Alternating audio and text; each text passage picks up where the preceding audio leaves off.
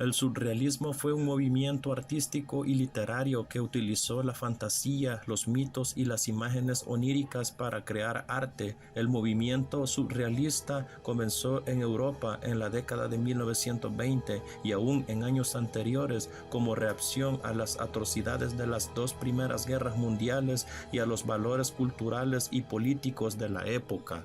Las características de las obras de arte surrealistas incluyen el uso del elemento de la fantasía, una atmósfera metafísica e imágenes oníricas que representan entornos y paisajes misteriosos. Entre otros, las técnicas surrealistas incluyen garabatos y más.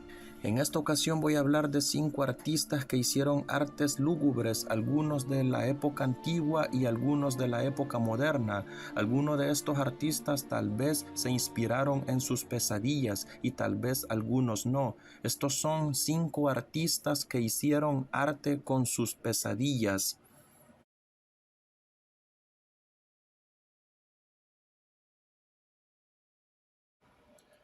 Francisco de Goya fue uno de los pintores más célebres que ha dado el arte español, precursor del impresionismo y padre del arte moderno. Su vida artística estuvo marcada por el conocimiento de varios estilos diferenciados que marcaron al autor durante toda su carrera.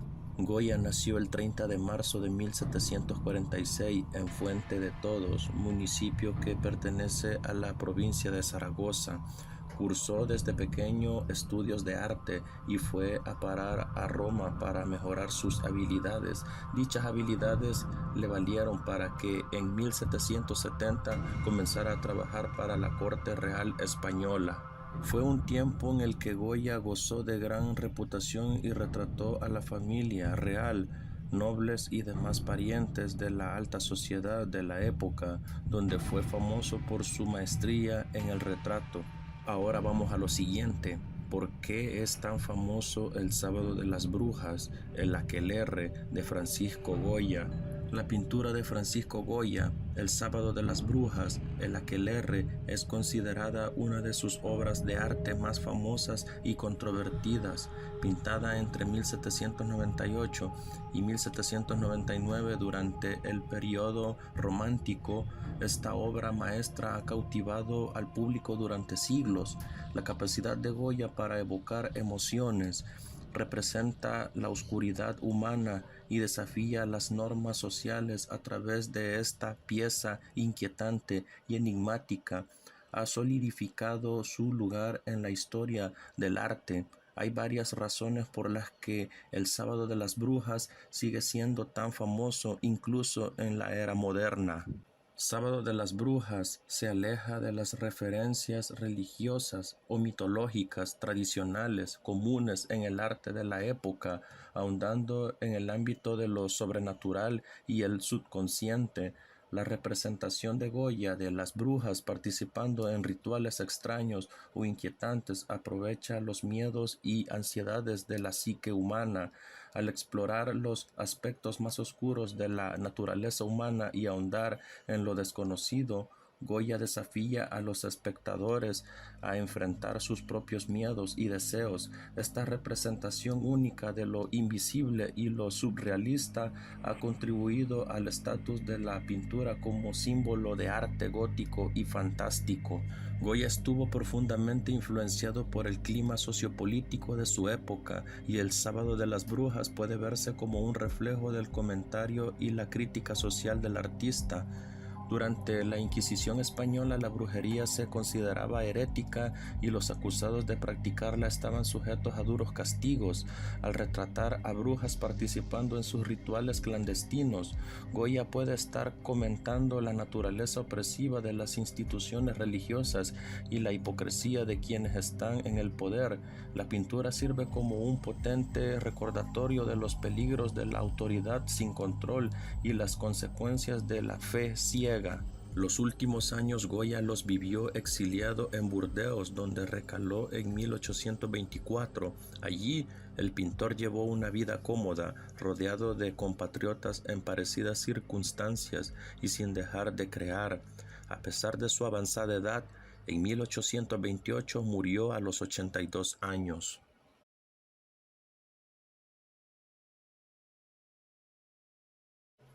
Maxime Tacardy es un artista procedente de Francia. Se ha caracterizado por diseñar un arte oscuro y gore, el cual en sus técnicas, aunque suene algo difícil de creer, usa su propia sangre para diseñar portadas e incluso obras de artes tributos a bandas importantes de black metal. Tacardy, aparte de ser artista plástico, también es músico de una banda de black metal llamada KFR. En un post en su cuenta de Facebook, Maxime Tacardy declara a sus fans: "Si mi arte es mórbido y siniestro, eso lo mantendré hasta el final. Algunas veces yo uso mi sangre en alguna de mis pinturas como un ritual, lo cual se vuelve como una puerta abierta entre mi carne y el otro mundo". En estos últimos años, el artista ha sorprendido con nuevas ilustraciones de famosos dibujos animados, bandas de black metal y escritores de novelas de horror, retratando obras como Edgar Allan Poe, Euronymous de Mayhem, Howard Philip Lovecraft, Beavis and Butthead, Teletubbies y los niños de South Park. Los ha retratado de una manera pesadillesca y única en un arte increíble para los que somos amantes de estas versiones lúgubres. Puedo decir que Maxime Tacardy es un artista muy entregado en sus trabajos. En una entrevista dice lo siguiente: "Principalmente mis sueños y la vida en general es crear una catarsis. Transformo mi trauma y negatividad en arte. Estoy constantemente en un estado de proceso creativo y dejo que mis impulsos me guíen. A veces no sé lo que aparecerá en el lienzo, pero la voluntad es fuerte y dejo que la espontaneidad me guíe".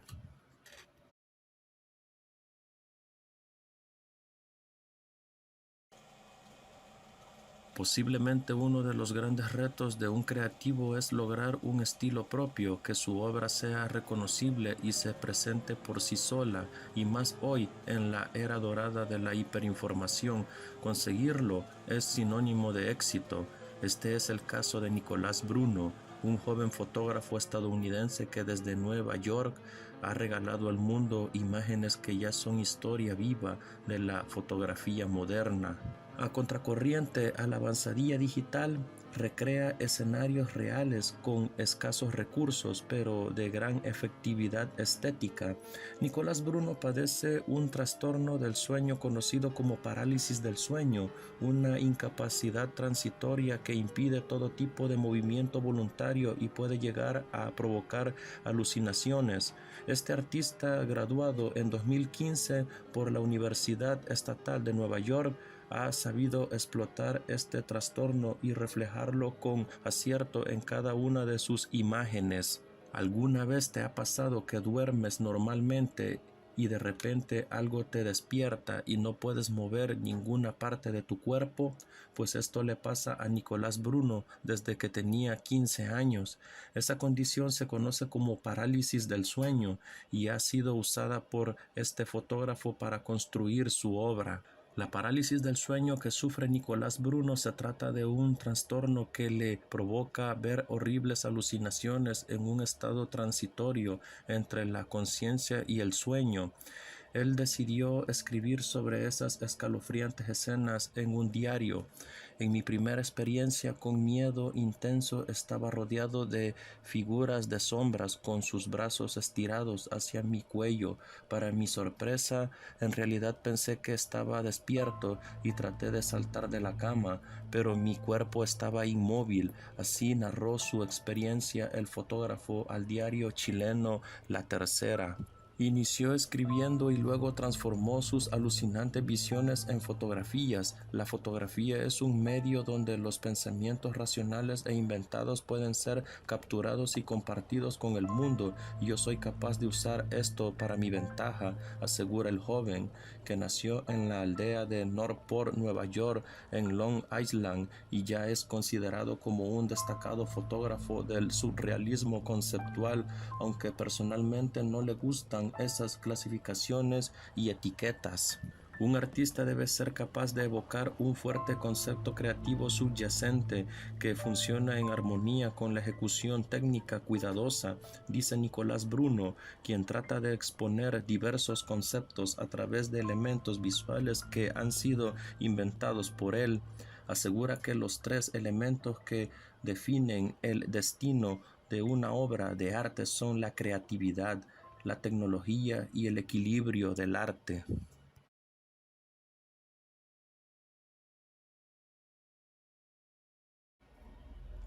Pintor, dibujante y escultor Hans Ruedi Geiger, conocido como H.R. Geiger, ganó fama mundial al crear el monstruo de la película Alien de 1979, pero su obra abarca muchas más creaciones surrealistas con imágenes de pesadilla, humanos mezclados con máquinas, biomecánicos, formas sexualizadas, fetichismos, ecos a Howard Philip Lovecraft. Sin duda, Geiger hace arte oscuro y macabro, aunque muy fascinante.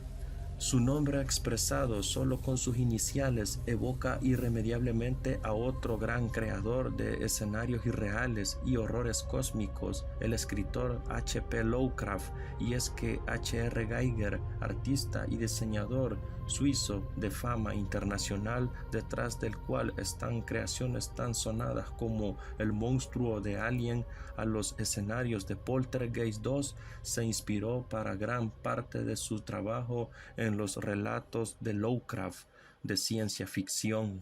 De hecho, la obra más conocida del artista, actualmente objeto de verdadero culto, es su serie gráfica denominada Geiger's Necronomicon, cuyo título hace referencia a la obra homónima de Lovecraft. Pero Geiger no se limitó a trasladar los universos del escritor estadounidense a sus diseños, sino que fue mucho más allá e inventó un mundo muy personal y repleto de originalidad. Hans Ruedi Geiger nació en 1940 en la ciudad suiza de Chur. Al ser hijo único de un farmacéutico, le permitió estar en contacto con elementos químicos para realizar experimentos y también utilizar las habitaciones de su casa y de la farmacia para intervenir esos espacios a modo de parque de diversiones. Además, ambientó una habitación de su casa que denominó el cuarto oscuro, donde escuchaba música y tocaba con su banda de jazz. A los 22 años se trasladó a Zúrich para estudiar diseño industrial y de interiores en la Escuela de Artes Aplicadas. En su primera etapa de formación fueron más importantes las influencias literarias que las plásticas. Fue un apasionado lector de novelas policiales de Edgar Allan Poe, sobre todo la edición de los cuentos ilustrados por el austriaco Alfred Kubin. De los relatos de H.P. Lovecraft le atrajeron además variados escritos sobre magia y esoterismo, no tanto desde el contenido como desde el punto de vista estético. Algunas de estas lecturas fueron tomadas como motivación para la realización de sus obras plásticas.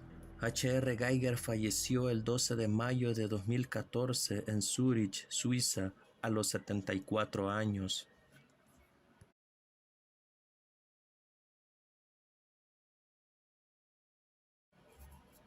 Terrorífica, grotesca, perturbadora, son muchos los adjetivos empleados a la hora de hablar de las obras de Ladislau Benciński, obras que podemos englobar dentro del llamado realismo fantástico, aunque él mismo ha definido su pintura como gótica o barroca, mientras otros expertos la han clasificado como surrealismo gótico. Lo cierto es que sus pinturas están repletas de elementos propios del surrealismo y la pintura metafísica, con paisajes y elementos puramente oníricos, pero siempre teñido de un aura de misterio y oscuridad, como recién sacados de una vivida pesadilla, ya sea por el críptico imaginario que recoge en sus cuadros o por la ausencia de títulos en todos y cada uno de ellos. Lo cierto es que la mejor manera para acercarnos a la mente de Benciński es atender a su universo en su totalidad, a cómo era el propio artista y a su trayectoria truncada por un trágico final. Bensinski nació en 1929 en Sanok, Polonia. Estudió arquitectura y trabajó en la construcción, siendo a partir de los años 60 cuando comienza a interesarse por el arte. En esta primera etapa centra su atención en la fotografía, anticipando el tenebrismo que mostraría en sus futuras pinturas, con retratos sin cara, rostros deformados o envueltos en vendas, y paisajes y objetos con marcadas texturas. También experimentó con la escultura. Empezó a pintar de manera autodidacta y tras una exitosa primera exposición en 1964 en la que vendió todos sus cuadros, fijó la pintura como su principal medio de expresión. Fabrica él mismo todos sus soportes y tenía una clara preferencia por el óleo, aunque también experimentó con los acrílicos. Sus primeras pinturas están más cerca del arte abstracto, siendo durante la década de los 60 cuando empieza a incluir ciertas reminiscencias del surrealismo francés.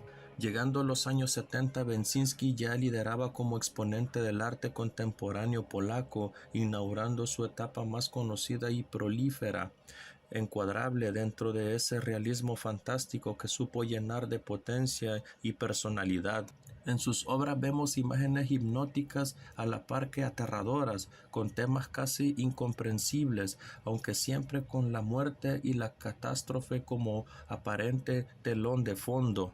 Logró crear su propio universo de pesadilla, fusionando lo onírico, lo surrealista y lo fantástico, todo aderezado en un ambiente que nos lleva a un extraño futuro post-apocalíptico de atmósferas delirantes y opresivas, pero tratado en tono real, con pinturas muy detalladas y perfeccionistas. Su imaginario está repleto de figuras distorsionadas y deformadas, escenas que parecen hablarnos de la muerte, paisajes y desiertos sobrenaturales y misteriosos edificios fosilizados o seres imaginarios salidos de la peor de las pesadillas. Acostumbraba a mezclar colores vividos con gamas suaves y tenues, creando potentes pero armoniosos contrastes. Siempre evitó hablar sobre el análisis del contenido de sus cuadros, mostrándose molesto con aquellos que intentaron descifrarlos u ofrecieron respuestas sobre los mismos. El propio pintor confirmaba que el significado de muchos de sus trabajos era indescifrable, incluso para él mismo, y no tenía el más mínimo interés en buscarlo. Siendo consecuente con este pensamiento, nunca dio título a ninguna de sus pinturas, envolviéndolas más en la incertidumbre. Pero, para más Henry no se cortó al afirmar que algunas de ellas realmente encerraban un tema alegre y optimista, incluso divertido, adjetivo que difícilmente nos llegarían a la mente al contemplar su obra. Sin embargo, un episodio en 1977 quizás demuestra que sabía más sobre su contenido de lo que realmente manifestaba. Quemó gran parte de su trabajo en el patio trasero de su casa, eliminando también toda la documentación correspondiente. Su justificación fue que consideraba que incluían temas demasiado personales para que fueran vistas en público. Pese al tono tétrico de su arte, aquellos que lo conocieron lo definieron como un hombre excepcionalmente agradable, incluso tímido, aunque amaba la conversación y tenía un gran sentido del humor. Rehuía de los eventos, incluso de las aperturas de sus propias exhibiciones, y admitía no estar demasiado influenciado por el trabajo de otros artistas, ya que paradójicamente nunca visitaba museos o exhibiciones. Ciertamente es difícil rastrear cualquier referencia externa en sus pinturas fantásticas. A la hora de hablar de sus fuentes de inspiración, Bensinski expresó de forma literal: deseo pintar como si estuviera fotografiando los sueños, acercándose a la consigna surrealista de pintar aquellos que vive en nuestro subconsciente, en la imaginación. Junto a ello, el polaco siempre encontró inspiración en la música. De hecho, siempre que trabajaba lo hacía al son de la música clásica, expresando ser incapaz de concentrarse en absoluto silencio. La década de 1980 supuso una época de enorme expansión para el polaco. Sus obras alcanzaron la fama en los círculos artísticos de Francia, granjeándose así la popularidad en Europa, Estados Unidos y Japón. En esos momentos centró su atención en realizar imágenes que emulaban pictóricamente a la escultura, usando una escueta paleta de colores y jugando con la textura y las luces y sombras. También en ese periodo realizó una serie de características y cruces. En 1990 descubrió la edición digital, haciendo uso de manera experimental del ordenador en sus últimos trabajos. Fue a partir del último tercio de los años 90 cuando la tragedia frustraría la trayectoria del artista. Su esposa, Sofía, murió en 1998 y tan solo un año después su único hijo se suicidó tras una fuerte depresión. Él mismo descubrió su cuerpo. Pese a nunca aceptar la muerte de su hijo, estos escabrosos hechos no detuvieron su actividad. Siguió produciendo obras de forma más dispersa, manteniendo su toque único, pero jugando con tonalidades más claras y motivos menos intrincados, cargadas de cierta melancolía. Pocos años después ocurrió el fatal desenlace. El 21 de febrero de 2005, Beksiński fue hallado muerto en su apartamento de Varsovia. Le habían asestado 17 apuñaladas. El asesino lo confesó. Hijo del conserje del inmueble, afirmó que fue porque el artista se negó a prestarle dinero. Así fue el triste desenlace de un pintor que parecía empeñado en mostrar el lado más oscuro de la mente humana, una oscuridad que, como una broma macabra o una especie de premonición, terminó inundando su vida. El polaco había afirmado temer más al hecho de morir que la muerte en sí misma. No temía al vacío, temía al sufrimiento y, por desgracia, sus peores miedos se hicieron realidad. Nos dejó un inmenso legado con un estilo surrealista único, inconfundible, donde dejó patente su peculiar visión del mundo y de su maravilloso subconsciente. Surcó mundos apocalípticos, un autorretrato espiritual capaz de acarrear pesadillas en los demás.